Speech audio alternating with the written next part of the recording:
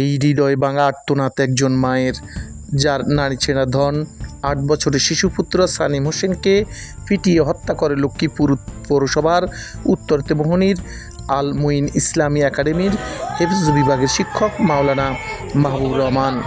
তার বিরুদ্ধে বদনাম ছড়ানোর অভিযোগ এনে মঙ্গলবার সকাল থেকে দফায় দফায় পিটিয়ে রক্তাক্ত জখম করে।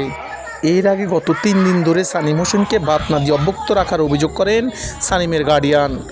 সানিম অভুক্ত থেকে দফায় দফায় এলোপাতাড়ি মারের ছোটে মৃত্যু হলে তাকে কৌশলে শৌচাগারে ভেন্টিলেটরের সাথে গলায় গামছা দিয়ে ঝুলিয়ে রাখার আত্মহত্যার প্ররোচনা চালায় মাদ্রাসা কর্তৃপক্ষ।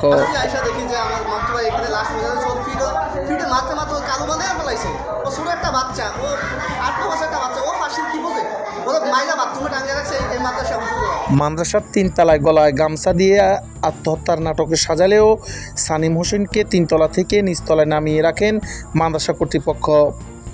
মৃত সানিম হোসেন রায়পুর উপজেলার 2 নং সরবংশী ইউনিয়নের মাতাব্বর বাড়ির মোহাম্মদ হুমায়ুন মাতাব্বরের ছেলে।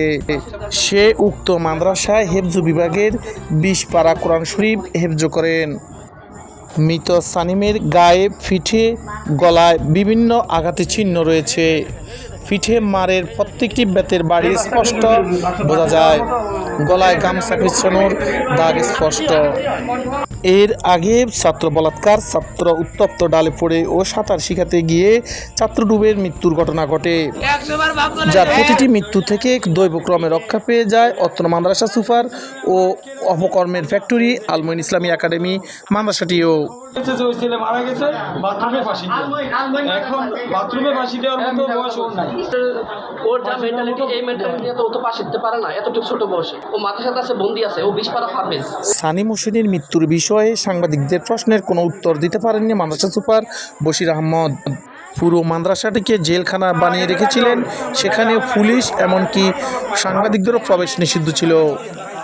সদর সার্কেল এসপি ঘটনাস্থল পরিদর্শন করে লাশ ময়নাতদন্তের জন্য মর্গে পাঠান।